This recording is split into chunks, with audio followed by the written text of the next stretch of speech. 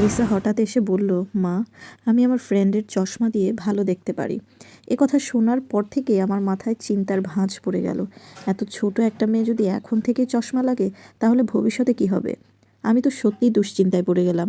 পরদিনই আর দেরি না করে ওকে নিয়ে গেলাম চোখের ডাক্তারের কাছে।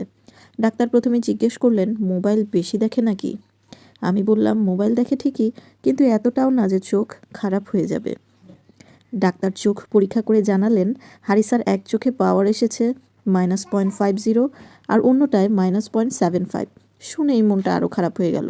তবে ডাক্তার একটা কথা বললেন, যেটা শুনে কিছুটা স্বস্তি পেলাম। তিনি বললেন, আপনাকে ধন্যবাদ, আপনি বাচ্চার কথা শুনে সাথে সাথে নিয়ে এসেছেন। অনেক বাবা মায়েরা তো 1 বছর পর নিয়ে আসে, তখন সমস্যা আরও বেশি বেড়ে যায়। এ কথা শুনে বুঝতে পারলাম দেরি না করে ঠিক সময়ে নিয়ে এসেছি, যা আমার মেয়ের জন্যই ভালো হয়েছে। এরপর যখন চশমা বানাতে গেলাম, তখন আরও মজার ঘটনা ঘটলো। আমাদের ছোট্ট নুসাইবাও দোকানে গিয়ে একগাল হেসে বলছে, আমাকেও একটা চশমা দেন, আমারও চোখে সমস্যা। তার কথা শুনে দোকানদার সহ সবাই হেসে উঠল। হয়তো বোনকে দেখে সেও চশমা পড়তে চাইছে। আমি আর আমার হাজবেন্ড দুজনের পরিবারই কোনো বাচ্চাকে কখনো চশমা পড়তে দেখিনি, তাই আমার মেয়েটার চোখে এত কম বয়সে পাওয়ার চলে আসাটা একটু বেশি ভাবাচ্ছে। ডাক্তার বললেন, আজকাল ছোটদেরও চোখের সমস্যা অনেক বেড়ে গেছে। মোবাইল, ট্যাব, টিভি আর কম আলোতে পড়াশোনা করার কারণেও এমন হয়।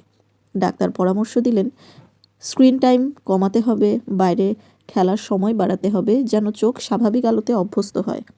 চোখে বেশি চাপ পড়ে এমন কাজ কমাতে হবে। একটানা মোবাইল দেখা, খুব কাছ থেকে বই পড়া কমাতে হবে। পর্যাপ্ত পরিমাণে পানি ও পুষ্টিকর খাবার দিতে হবে, বিশেষ করে ভিটামিন এ সমৃদ্ধ খাবার। এসব কথা শুনে বুঝলাম এখন থেকেই সচেতন হলে হয়তো হারিসার চোখের পাওয়ার আস্তে আস্তে বেড়ে যাবে। তাই এখন থেকে ওর যত্নে আরও বেশি মনোযোগ দেব। ছোট্ট হারিসার চশমার যাত্রা শুরু হলো। আশায় আছি নিয়ম মেনে চললে ওর চোখের সমস্যা আর বাড়বে না, বরং হয়তো এক সময় ঠিকই হয়ে যাবে।